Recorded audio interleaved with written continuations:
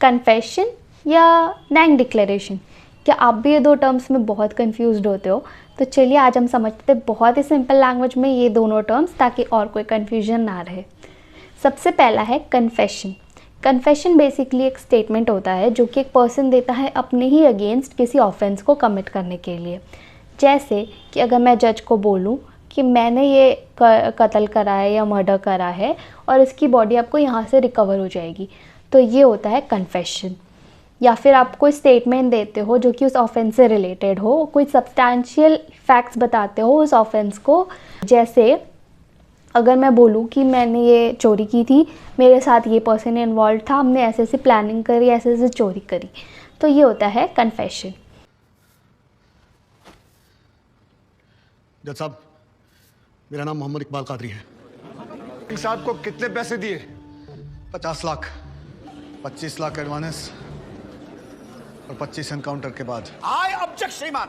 ठीक है, लेकिन एक बात यहाँ पे नोटिस करने वाली ये है कि अगर आप कोई कन्फेशन देते हो पुलिस कस्टडी में, तो वो कन्फेशन आपके अगेंस्ट प्रूफ नहीं होगा अनटिल आप मजिस्ट्रेट को बोलते हो कि हाँ मैंने ही करा है। क्योंकि कई बार ये देखा गया है कि आपने अगर नहीं देखा है तो मूवीज़ में ज़रूर देखा होगा कि पुलिस कई बार क्या करती है कि किसी पर्सन को बहुत मारती है कि आप ये कन्फेस करो कि आपने ये मर्डर करा है, या आप कुछ कन्फेस करो कि आपने ये क्राइम करा है। और लोग कई बार कितने डर जाते हैं उस मार से या कुछ ऐसे चीज़ों से कि वो मान लेते हैं कि हाँ मैंने करा है, जबकि उन्होंने नहीं किया होता है। तो उस चीज़ को बचाने के लिए सेक्शन 26 इंडियन एविडेंस एक्ट का यहाँ पे रिलीफ देता है कि अगर आप पुलिस कस्टडी में कुछ कन्फेस करते हो तो वो कन्फेशन नहीं माना जाएगा। डाइंग डिक्लेरेशन ऐसे स्टेटमेंट होते हैं जो कि ऐसे पर्सन देते हैं जिनकी डेथ होने वाली है, उसमें वो अपना रीज़न बताते हैं या कुछ ऐसे सर्कमस्टांसेस बताते हैं जिसकी वजह से उनकी डेथ होने वाली है। और डाइंग डिक्लेरेशन बहुत ही क्रेडिबल और ट्रस्टवर्दी एविडेंस माना जाता है। Section 32 subsection 1 of Indian evidence act में गवर्न किया जाता है। ये क्लैटन मैगजीन में बेस्ड होता है, जिसका मतलब होता है a man will not meet his maker with lie on his mouth, जिसे हम हिंदी में ज़रूर कहते हैं कि एक मरता हुआ इंसान कभी भी झूठ नहीं बोलता। Now let's see the case laws.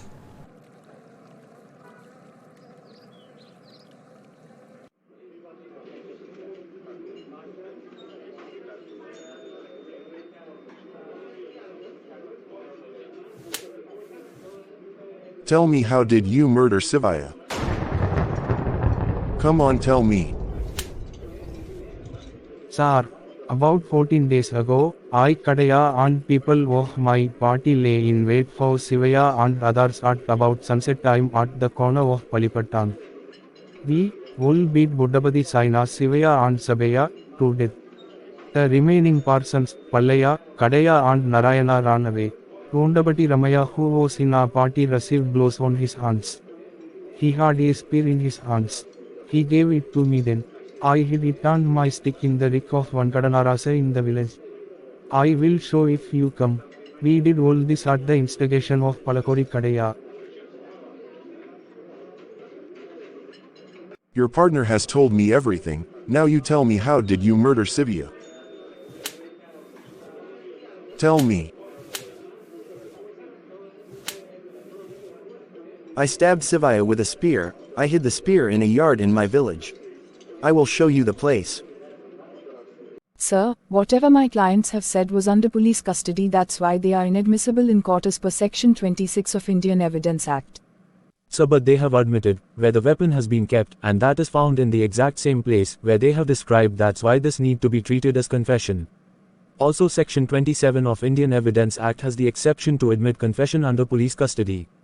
Section 26 of the Indian Evidence Act says that confession by the accused while in the custody of police is not to be proved against him. But Section 27 provides an exception to the prohibition imposed by Section 26 of the Indian Evidence Act. However, for application of Section 27 of Evidence Act, admissible portion of confessional statement has to be found as to a fact, which were the immediate cause of the discovery. Only that part of confessional statement would be taken into account, which may lead to a discovery of a fact, and that discovery should be a physical object, and not only of a mental fact. The whole of the statement except the passage, I hid it, a spear, and my stick in the village, I will show if you come, is inadmissible. And only the discovery statement, even being admissible, is not sufficient evidence and cannot be sole ground of conviction.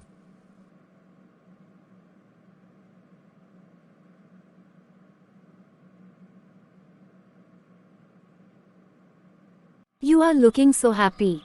What happened? Do you got any reply from Narayan Swami? Yes, after so many attempts I finally received a letter from Swami's wife. She invited me to Berhampur to take back the money due. Wow, that's so great news. So finally we will receive our 3000 back along with 18% interest. Please show me the letter. Are you going today itself? Yes, dear, I don't want to miss this opportunity. Later they can go back by their word, so I don't want to take the risk. Okay, take care of yourself.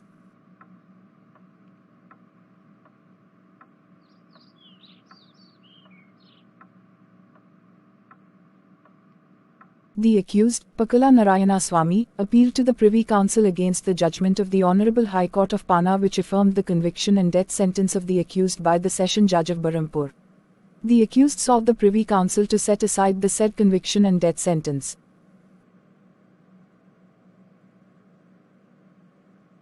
Sir, Corey Nakaru, deceased, came to my house on the 21st of March, 1937. He arrived in the evening of that day, and he slept over in my house, and in the evening of the next day, he left the house to board the evening train back home. Sir, my client's husband was brutally murdered. His body was found in 7 pieces in a trunk the day after he went to Narayan Swami house to take back his money. Sir, the accused has confessed that Kurki has went to his home and it was already proved that he has bought the trunk. So the High Court has rightly convicted him. Sir, this cannot be considered as confession because confession can be construed from a statement by an accused suggesting the inference that he had committed the crime. And according to accused statement, he has just told the facts of the case trying to prove his innocence and nothing else. The accused's statement was partly a confession, and partly explanatory of his innocence. Merely admitting a gravely incriminating fact, even a conclusively incriminating fact, cannot in itself make such statement a confession. An accused's statement which contains self-exculpatory or self-explanatory matter cannot be a confession. Sir, but the deceased before his death told his wife that he was going to Swami house and the other day he was found dead, so it will be considered as dying declaration. So for a statement to be dying declaration, the statement must be made after the transaction has taken place, that the person making it must be at any rate near death, and that the circumstances can only include the acts done when and where the death was caused. In this case, the husband do not have any idea that he was going to die. When a deceased makes a dying declaration, it is not mandatory that the deceased should make such statement on the expectation of death. The circumstances, or of the transaction which resulted in the death of the declarant. It is not necessary that there should be a known transaction other than that the death of the declarant has ultimately been caused. For the condition for the admissibility of the evidence is that the cause of the declarant's death comes into question. In the present case, the cause of the deceased's death comes into question. The transaction is one in which the deceased was murdered on March 21st, or March 22nd, and his body was found in a trunk proved to be bought on behalf of the accused. The statement made by the deceased on March 20th or 21 that he was setting out to the place where the accused lived, and to meet a person, the wife of the accused, who lived in the accused's house, appears clearly to be a statement as to some of the circumstances of the transaction which resulted in his death. The statement was rightly admitted as dying declaration under Section 32(1) of Indian Evidence Act.